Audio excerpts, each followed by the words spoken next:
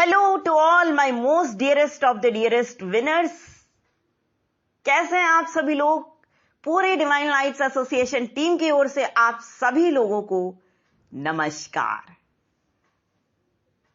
Winners, आज हम आप लोगों के लिए आइडिया जनरेशन सेगमेंट लेकर के आए हैं, लेकिन इससे पहले कि हम आप लोगों के लिए ये आइडिया रखें आपके सामने, हम आप सभी लोगों को आपकी ढेर सारी दुआओं के लिए बहुत बहुत धन्यवाद देते हैं, क्योंकि यही वो दुआएं हैं जो हमें चमत्कारी खुशियां देती हैं और इस लायक बनाती हैं कि आपके सहयोग से हम बहुत से यूनिक काम कर सकें और आपके सहयोग से आप तक हम नए नए कंटेंट्स पहुंचा सकें, है ना।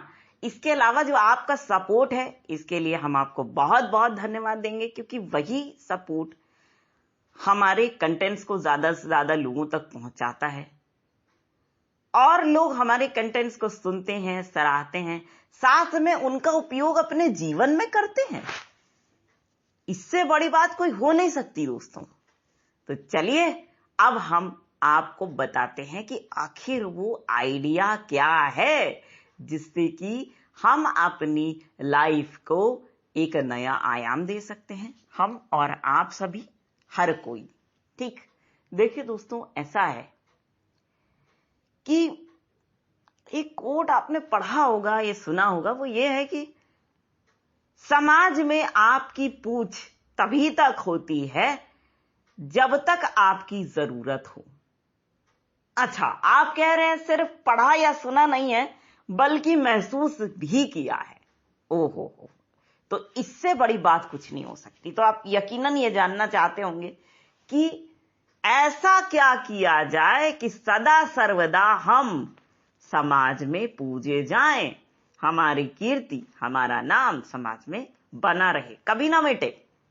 तो चलिए हम आपको बताते हैं। ये आइडिया, इसका नाम है वैल्यू एडिशन। ठीक है, देखिए दोस्तों, हम और आप सभी लोग सामाजिक प्राणी हैं। हम लोग एक दूसरे से मिलते जुलते रहते हैं, बातें करते हैं, उन्हें समझने की कोशिश करते हैं ना।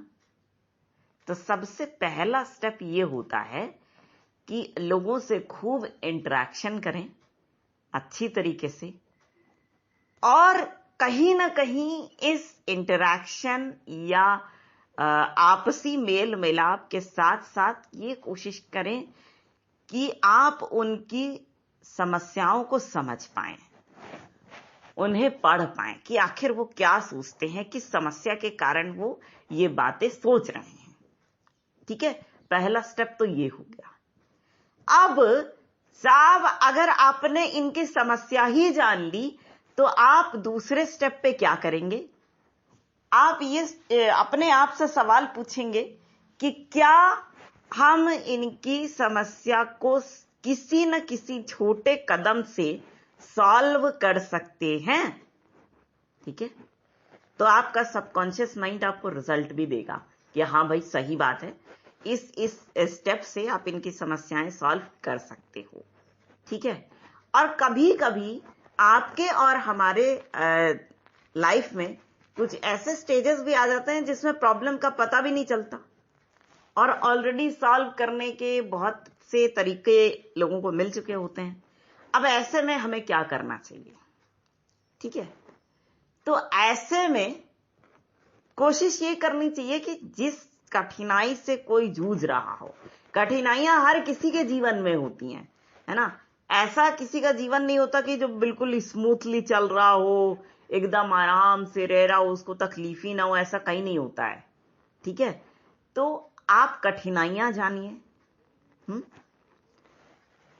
और ये जानिए, अगर कठिनाइयां नहीं जान पा रहे हैं तो सिंपली ये जानिए कि किस काम को करने के लिए वो बहुत ज्यादा समय लगा रहा है, जिसके लिए उतना समय लगाने की जरूरत ही नहीं है। ठीक, अच्छा, आपने ये जान लिया।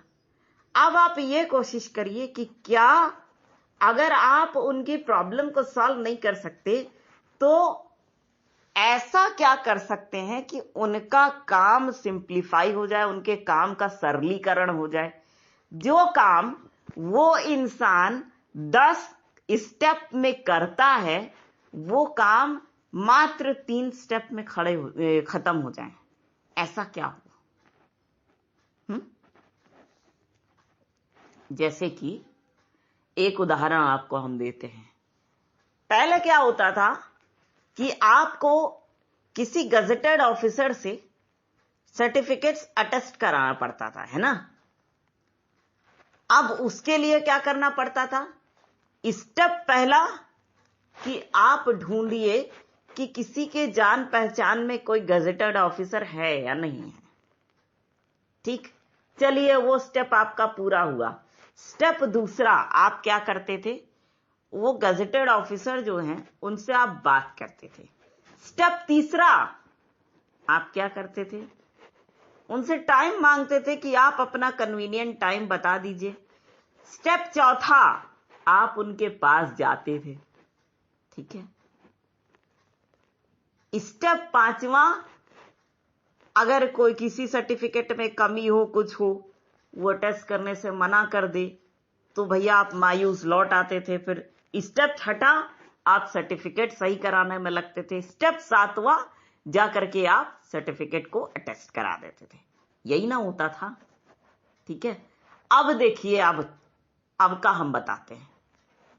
अब की जो गवर्नमेंट आई उसने बोला ऐसा है भाई कि आपका भी हाथ है।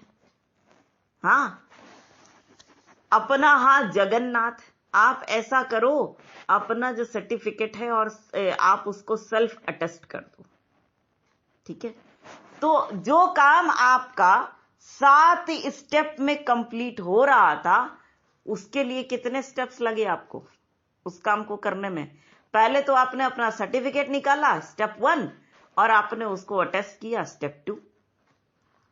2 स्टेप में आपका वो काम खत्म हो गया। ठीक है। इसको कहते हैं काम को सिंप्लीफाई करना, सरलीकरण करना उस काम का। ठीक है। अगर आप उस व्यक्ति की समस्या को सॉल्व नहीं कर पा रहे हो तो आप उसका सरलीकरण कर दीजिए। ठीक है। अब देखिए तीसरा, आप क्या कर सकते हैं? तीसरा काम आप ये कर सकते हैं कि अपने आप को एक प्रोडक्ट की तरह समझिए। जैसे कि आप नए नए मोबाइल फोन्स खरीदते होंगे। ठीक है। हर फोन में नए नए फीचर्स ऐड होते होंगे। ठीक है। नया लैपटॉप आप खरीदते होंगे। ऐसा तो नहीं है कि पहले आपने 2 GB रैम का खरीदा था लैपटॉप और 500 GB हार्ड डिस्क का खरीदा था, तो आप वही 2 GB रैम और 500 GB हार्ड डिस्क का लैपटॉप अगले साल अगले 10 साल बाद भी खरीदेंगे? अगले 10 साल बाद आपकी डिमांड हाई होती है, आप क्या करते हैं? 8 GB रैम का लैपटॉप खरीदते हैं और 1000 GB की 1 TB की हार्ड डिस्क खरीदते हैं लैपटॉप में। करते हैं कि नहीं? हाँ। तो देखिए, बदलते समय के साथ साथ लोगों की डिमांड भी चेंज होती रहती है और बदलते समय के साथ साथ अपग्रेडेशन भी होता है टेक्नोलॉजी में। तो आप अपने आप को एक प्रोडक्ट की तरह ट्रीट करिए। सोच लीजिए आप कौन सी डेली की कौन सी चीजें यूज करते हैं? आप अपना मोबाइल तो यूज करते ही होंगे। ठीक। अपने मोबाइल फोन को हाथ में ले करके आप ये सोचिए कि यार, ये फोन जो हमने खरीदा है, इसके इस फीचर के कारण हमने ये फोन खरीदा है, आगे चल के हमें इससे भी अच्छा फोन मिल जाएगा। ठीक है। ये तो अपग्रेड तो होगा ही। ठीक।